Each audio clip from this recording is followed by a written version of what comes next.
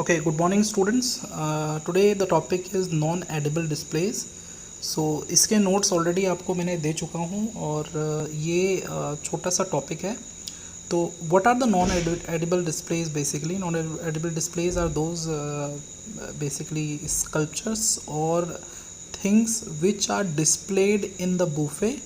It is not meant for or made for eating purpose. It's just for show and to make the buffet look visible and look attractive. So this is the basic purpose of non edible display. यानी कि जो buffet है उसको अच्छा दिखने के लिए, उसको अट्रैक्टिव दिखाने के लिए हम लोग नॉन एडिबल डिस्प्लेस का यूज़ करते हैं.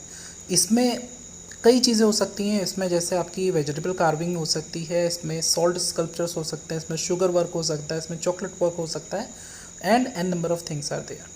सो बेसिकली हमारे पास ये कुछ जो डिस्प्लेज हैं जो हम यूज़ करते हैं. इसके अलावा भी बहुत सारे हैं, लेकिन ये बेसिक जो हम 7 डिस्प्ले हम पढ़ रहे हैं ये हमेशा आपके एग्जाम्स में आते हैं. तो these are little important.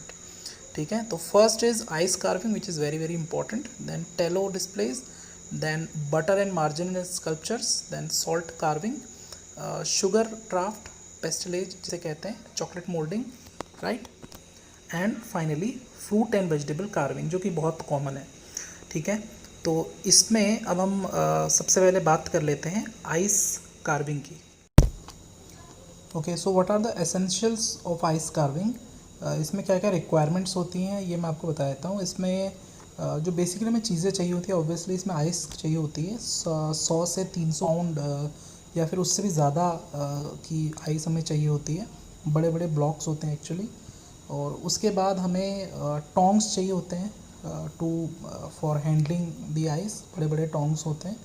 And we also require some ice shavers, यानी कि उसको स्मूथ करने के लिए कुछ जो शेवर होते हैं वो इसमें यूज़ किए जाते हैं. वो भी अलग अलग साइज़ के यूज़ करते हैं. Then we use ice pick.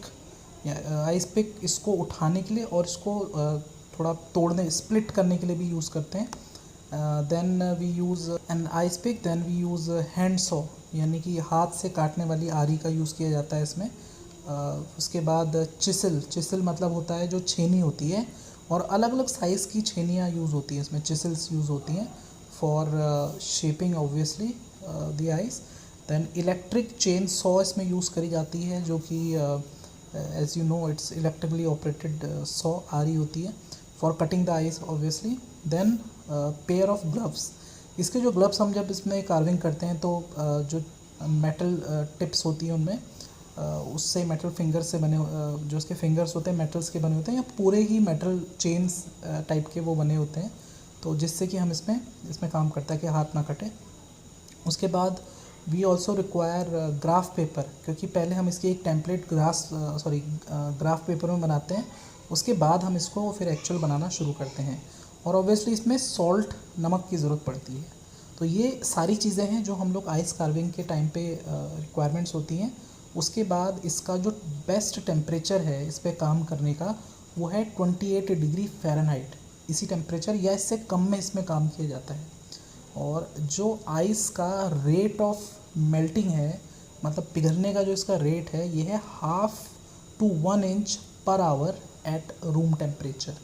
ठीक है, यानी आइस कार्विंग जब हम इस्तेमाल करते हैं तो ये बहुत ज़्यादा ऐसी नहीं है कि हम इसको कई दिनों तक यूज़ कर सकते हैं, क्योंकि पिघलते रहती है. तो हम कुछ ही टाइम तक यूज़ करते हैं, जैसे 1 या 2 घंटा हमने इसको, डिपेंड करता है कितना बड़ा है, तो बुफे में लगा देते हैं फिर निकाले, तो कुछ दिन तक यूज़ कर सकते हैं. बार बार हम इसको डीप फ्रीज़र में डाल के, और जब दोबारा यूज़ करें तो एक बार हल्का सा इसको शेप और देना पड़ता है. सो this is the basic requirement for ice carving. Next is, अब इसको हम लोग आइस कार्विंग के लिए हम लोग करते कैसे हैं, इसको आइस कार्विंग कैसे करते हैं. तो how to display ice carving on buffet. तो first of all the table is used for the carving must be sturdy and strong enough to support the weight of ice. जो table में हम लोग ice carving करते हैं तो वो थोड़ा सा मजबूत होनी चाहिए. Then ice carving block should be placed in specially structured metal pan. जो आइस कार्विंग का ब्लॉक है वो एक मेटल पैन के ऊपर रखा जाता है. देन कलर्ड रोटेटिंग लाइट्स चाहे तो यूज़ कर सकते हैं इसमें. कलर्ड आइस का यूज़ कर सकते हैं. Then we can also use ice sculpture could be placed on rotating tables. ऐसी टेबल जिसमें वो घूमता है, क्योंकि बहुत अच्छी लगती है देखने में, तो हम इसको ऐसे भी टेबल्स के ऊपर रख सकते हैं जो ऑटोमेटिकली घूमता है बूफे के ऊपर. Then so these are the basic requirement for ice carvings, right. अब अगर सोचो कि अगर आइस कार्विंग करते करते अगर पीस उसका कोई कट के गिर जाए, टूट जाए, तो क्या होगा. तो यू कैन उसको दोबारा से you can join it back. कैसे? The piece is break off, dip the broken edge off into the salt and press it back. उसके बाद वो चिपक जाता है. ठीक है, तो ये सॉल्ट से आराम से चिपक जाता है अगर कोई पीस उसका कट के गिर जाए. उसके बाद बात करते हैं कि इसको कैसे बनाया जाता है. तो हमेशा याद रखिएगा कि जब भी हम आइस कार्विंग बनाते हैं तो उसके नीचे एक अच्छा खासा बेस बनाया जाता है. अगर आप बेस नहीं बनाएंगे तो उसके टूटने का ज़्यादा खतरा हो जाएगा, उसको हैंडल करना भी बड़ा मुश्किल हो जाएगा. तो such ice carving must have a base that is at least 6 inches high, जो कि 6 इंच हाई होना चाहिए. ठीक है, मतलब उसकी हाइट होनी चाहिए. Okay, so this is all about the ice carving. So इसमें आपको बेसिकली याद क्या करना है, जो इसमें इक्विपमेंट्स यूज़ हो रहे हैं उनका याद करना है, कैसे इसको जोड़ा जाता है, और इसमें इसका रेट ऑफ मेल्टिंग क्या है. मैंने अभी आपको बताया, ये आधे से 1 इंच पिघलता रहता है एट रूम टेम्परेचर. ठीक है, रूम टेम्परेचर वो नहीं होता है बाय द वे जो आप लोग सोचते हैं जो आपके रूम का टेम्परेचर है. You need to find out what is the room temperature. ठीक है, तो next is tallow work. Tallow आपको पता ही होगा, tallow is basically word use for beef fat. So beef fat से भी स्कल्पचर्स बनाए जाते हैं, आकृतियाँ बनाई जाती हैं. वो क्या होती हैं, उसमें कैसे बनाते हैं. So basically 3 things are use for tallow work. One is bee wax, and second is paraffin, and third is beef fat. इन तीनों को 1/3 में हम लोग इसमें मिलाते हैं, right. 1/3 of bee wax, 1/3 of paraffin and 1/3 of beef fat, यानी कि जो बीफ का फैट होता है उसी को टेलो कहते हैं. Then these quantities are mix together, right. The quantity of fat can be increased if more pliable and workable mixture is needed, especially if the working area is cool, that is below 65 degree Fahrenheit. यानी कि जो इसका अगर temperature जब हम इसको बनाते हैं तो इसमें भी हम अगर बहुत ज़्यादा टेम्परेचर बढ़ा देंगे तो बीफ फैट पिघल सकता है. तो जहाँ पे हम इसको बनाते हैं उसका temperature is should be below 65 degree Fahrenheit, right. उसके बाद हम इसका स्कल्पचर बनाते हैं. देन इसमें कलर्स का यूज़ भी कर सकते हैं, और you can use wooden base.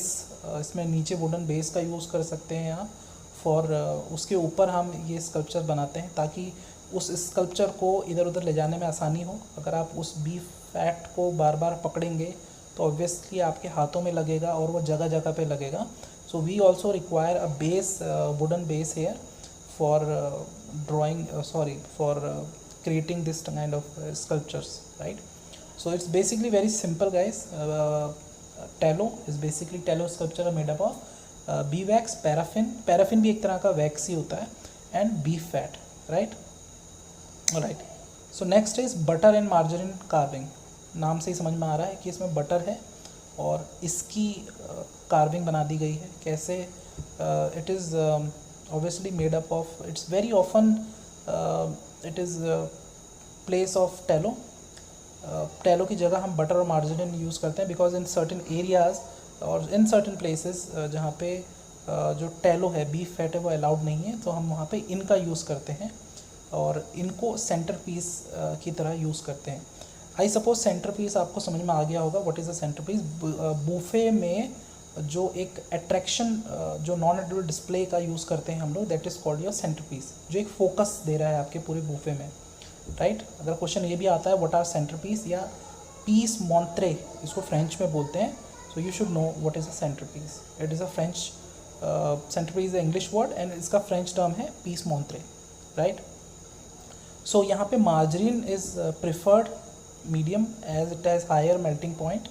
So margarine का यूज़ करते हैं, बटर का भी कर सकते हैं, right. Then an outline sculpture is made out of the suitable stiff material such as wire और एल्युमिनियम।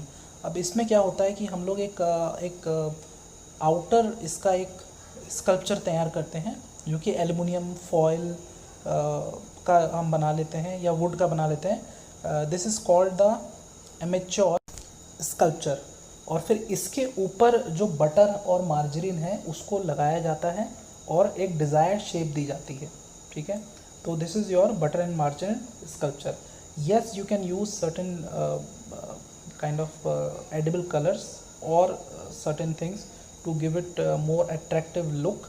सो ऐसे करके इसको बनाया जाता है। अब ये जो है इसको भी हम लोग कूल्ड एरिया में ही करते हैं, क्योंकि बटर मेल्ट ना हो जाए या मार्जरीन मेल्ट ना हो जाए, तो इसको एयर कंडीशन रूम में ही बनाया जाता है। तो वहाँ पर ऐसे स्कल्पचर्स बनाए जाते हैं। और जब इसको बूफे में रखते हैं तो भी ध्यान दिया जाता है, क्योंकि ये बटर वगैरह जो है डर्ट को अपनी तरफ को अट्रैक्ट करता है। तो उसके लिए हम जब इसको बूफे से निकालते हैं तो सीधे इसको क्लीन फिल्म चला देते हैं और उसके बाद इसको रख देते हैं किसी कूल टेम्परेचर में। सो नेक्स्ट इज़ सॉल्टिलेज के लिए हम लोग क्या करते हैं, जो 3 चीज़ें इसमें बेसिक चीज़ होती है, ये है salt obviously. So 2 part of salt, 1 part of corn starch and 1 part of cold water. बस ये 3 चीज़ों से बन जाता है। प्लस इसमें कलर देने के लिए आप एडिबल कलर जैसे सोया सॉस का यूज़ कर सकते हैं, कोका पाउडर का यूज़ कर सकते हैं, या कई चीज़ों का हम लोग जो भी एडिबल कलर्स हैं उनका यूज़ कर सकते हैं to make it more attractive.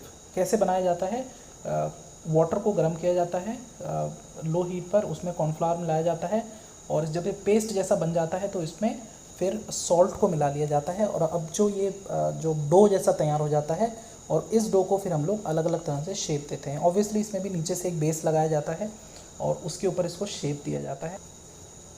Okay, so the next is your sugar work, जिसको हम लोग बोलते हैं पेस्टिलेज, ठीक है। अब शुगर से हम लोग कई तरह का सेंटरपीस बना सकते हैं। इसमें इंक्लूड होता है pulled sugar work, poured sugar, blown sugar, ठीक है, ये सारे इसमें इंक्लूड हैं। प्लस शुगर का हम लोग जो भी शुगर से हम लोग बनाते हैं, जो भी स्कल्पचर्स बनाते हैं, चाहे हम शुगर को एक डो फॉर्म में करके बनाएं, चाहे इसको ब्लोन शुगर या पुल्ड शुगर। ब्लोन शुगर मतलब होता है जो शुगर होती है उसको फुला के हम लोग कोई स्कल्पचर बनाते हैं, तो that is called blown sugar. Pulled sugar मतलब उसको इतना खींचते हैं, उससे कुछ उसको पिघालने के बाद उसको खींचा जाता है और उससे हम लोग कोई स्कल्पचर बनाते हैं, that is called pulled sugar. तो इन चीज़ मतलब शुगर से जो हम चीज़ें बना रहे हैं, कोई स्कल्पचर बना रहे हैं, that is your pastillage, sugar crafts के अंदर आ जाते हैं, ठीक है। तो उसके बाद है चॉकलेट मोल्डिंग। चॉकलेट मोल्डिंग में आपको ज़्यादा नहीं समझाऊंगा, सिंपल टेम्पर्ड चॉकलेट होती है। Tempering you all know that for making the chocolate more shiner, more smoother, it is melted. उसके बाद इसको अलग अलग शेप्स में हम लोग ढाल सकते हैं और इसको भी एक एज अ सेंटर पीस की तरह यूज़ कर सकते हैं। And last is vegetable and fruit carving. मुझे नहीं लगता वो आपको बतानी चाहिए, you already know how vegetable and fruit carvings are done, right. So guys, this chapter is over. इसमें बेसिकली क्या क्या चीज़ें आएंगी आपको, सिंपल ये 7 याद करने पड़ेंगे जो भी मैंने आपको अभी बताया, type of non edible displays. आपको समझना पड़ेगा what is a non edible display. जो मैंने अभी आपको पूरा समझाया ये सब कुछ नॉन एडिबल डिस्प्लेज थे जिनको बूफे में रखा जाता है, सेंटर पीस कहते हैं इनको। और जो भी थे मैंने आपको बता दिए हैं, जो बेसिक 7 हैं।